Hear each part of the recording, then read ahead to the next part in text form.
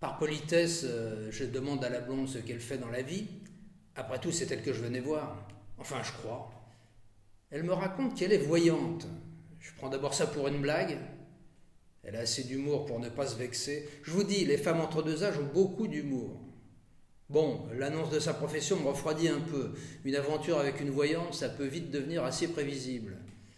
Vivre avec une femme à qui on ne peut rien cacher et qui connaît même votre avenir. Remarquez, elle n'a même pas vu qu'elle était repartie avec ma carte d'identité, ça me rassure un peu. Mais une voyante quand même. C'est un peu comme une sorcière, non? Même si celle-là est tout à fait charmante, j'aurais trop peur que pendant la nuit, elle plante des aiguilles dans une poupée à mon effigie pour me faire payer mes turpitudes de la journée, et même celles du lendemain que je n'aurais pas pu lui cacher. Elle me demande à son tour ce que je fais dans la vie. Pour la mettre au défi, et parce que je ne sais pas trop quoi répondre, je lui suggère de deviner. Elle propose gentiment de me lire les lignes de la main, gratuitement, je suppose. Je ne suis pas très emballé. Si quelque chose de terrible doit m'arriver, je préfère autant avoir la surprise. Mais je la laisse faire. Elle prend ma main, était-ce un prétexte? Sa paume est chaude et douce. Elle ne dit rien. Je suis un peu gêné. Elle aussi, apparemment, mais pas pour la même raison. Mauvaise nouvelle? Non, mais je ne vois aucune ligne dans votre main. Et c'est mauvais signe? Elle tente de dédramatiser. En tout cas, si vous êtes romancier, je ne vous prédis aucun avenir. Ah oui, et pourquoi ça? Je vous l'ai dit, je ne vois aucune ligne dans votre main. Finalement, son sens de l'humour est assez discutable, sauf qu'elle n'a pas l'air de plaisanter.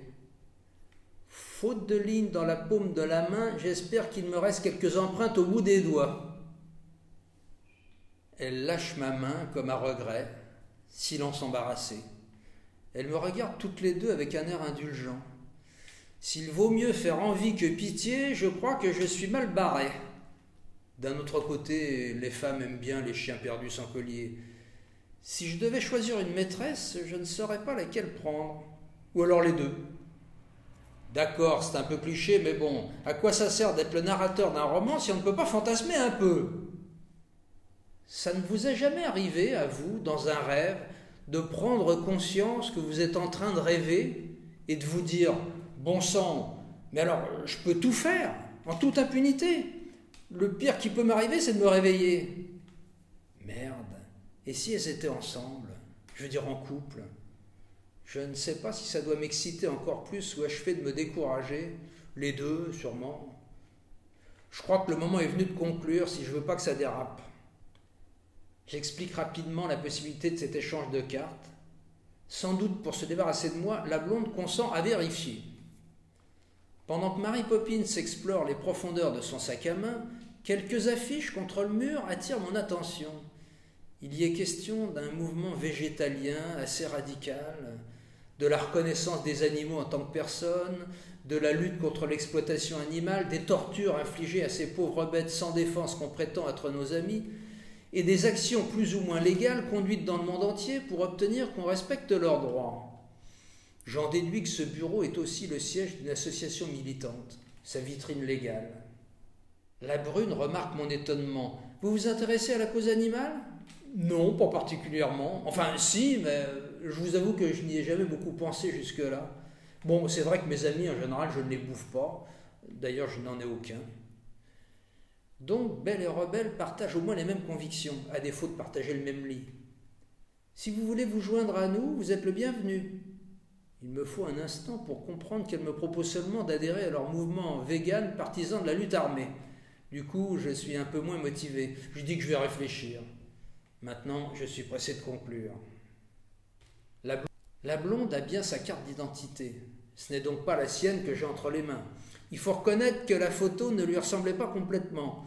Mais bon, les photos... Sur ma carte d'identité, j'avais plutôt l'air d'un terroriste sur un avis de recherche. Un signe prémonitoire. Donc la voyante ne s'était pas trompée. Elle n'a pas perdu ses papiers. J'espère qu'elle n'a pas raison aussi sur ses prédictions quant à mon absence totale d'avenir. Mais alors comment se fait-il que l'adresse corresponde? Il y a un immeuble au-dessus, c'est la même adresse. La porte est juste à côté dans la rue. 8 étages, 3 appartements par palier. Ça fait 24 possibilités. Merci, je sais compter. Je remercie quand même et je repars après avoir vaguement promis de revenir pour acheter quelque chose. Mais quoi? J'inspecte les boîtes aux lettres. Je ne vois pas le nom que je cherche. Mais elle a pu déménager depuis l'obtention de sa carte, qui date déjà de quelques années. Je commence à me demander si ce n'est pas moi qui déménage un peu. On ne risque pas de me confondre avec l'inspecteur Colombo, je n'arrive même pas à retrouver ma propre carte d'identité. Ou alors l'échange a eu lieu avec quelqu'un d'autre, ailleurs, avant. Mais avec qui? Où? Quand? Comment? Et même éventuellement pourquoi? Sans parler de la question qui commence à me tarauder. Et si la taulière de Happy Dogs avait raison? Et si ce n'était pas une erreur? Je rentre chez moi, les oreilles basses et la queue entre les pattes. Je ne sais plus très bien où j'en suis. Pire, je ne suis pas sûr de savoir encore qui je suis. Allez, autant me mettre au boulot. Je vais essayer en tout cas. Je saisis sans enthousiasme le paquet que j'avais abandonné dans l'entrée. Et cet abruti qui l'a laissé tomber par terre. J'espère qu'à l'intérieur, rien n'est cassé. Mais j'imagine que pour du matériel aussi fragile et à ce prix-là, c'est bien protégé. Je m'étonne malgré tout que le colis soit si lourd. Ça devrait être bourré de polystyrène là-dedans. Après avoir ouvert le carton, je tombe sur du plastique à bulles, enrubanné de scotch. J'ai un mauvais pressentiment. C'est pas de la drogue tout de même. Je découpe le plastique avec un couteau pour voir ce qui est emballé dedans. Je parlais d'un paquet cadeau, de fait c'est une pochette surprise. Ce n'est pas du tout ce que j'avais commandé, ni de la résine de cannabis d'ailleurs. Ce sont des livres. Non seulement ce crétin ne m'a pas donné la bonne carte d'identité, mais il m'a refilé le mauvais paquet. Je retourne chez Happy Dogs encore plus furibard. Cette fois, je crois que je vais tuer quelqu'un. Il y a à nouveau un attroupement sur le trottoir, mais beaucoup plus important qu'une simple queue devant une boutique à l'heure de l'ouverture. Une sirène, des gyrophares. Le magasin est cerné par la police, les pompiers sont là aussi, bribes de conversation. On parle d'un colis suspect que personne n'est venu réclamer. Les démineurs viennent d'arriver pour le faire exploser. Cette affaire commence à sentir sérieusement le roussi. J'entends le bruit sourd d'une explosion. Est-ce vraiment l'ordinateur que j'avais commandé pour écrire mon premier roman que les artificiers viennent de détruire héroïquement au péril de leur vie? Comme l'autre jour, le jeune psychopathe arrive avec son trousseau de clés. Il n'a même pas l'air étonné. La comédienne aperçue au café observe aussi la scène parmi d'autres badauds. Je pourrais me manifester auprès des forces de l'ordre, évidemment, mais il est un peu tard de toute façon pour récupérer mon colis. Et je me demande si le moment est bien choisi.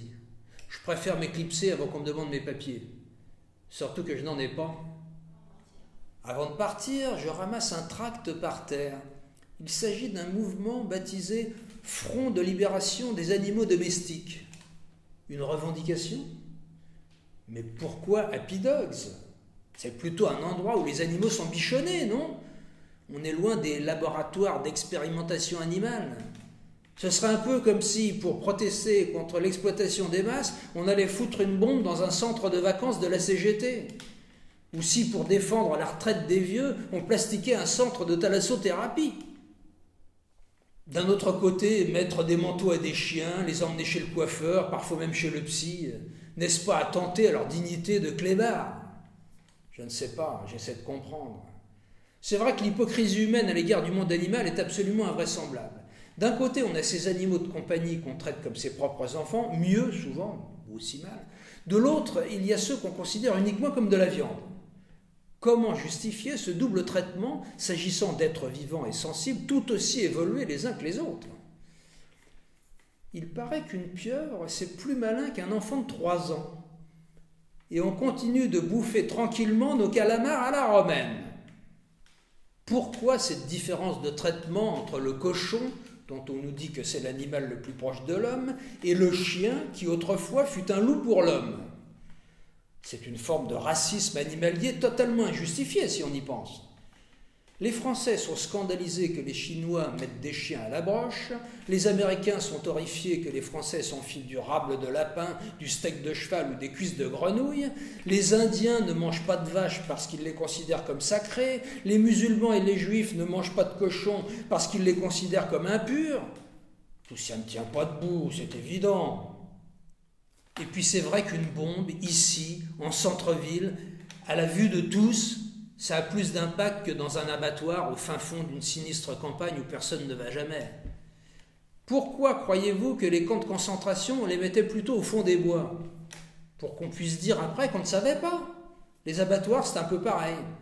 Tout le monde est au courant, mais au moment de s'envoyer son steak tartare, personne ne veut savoir. Je repense aux 2 pétroleuses de la boutique où on ne vend rien. J'ai du mal à les imaginer avec du sang sur les mains, mais bon, souvent femmes varient. Est-ce qu'elles auraient quelque chose à voir avec cet attentat ?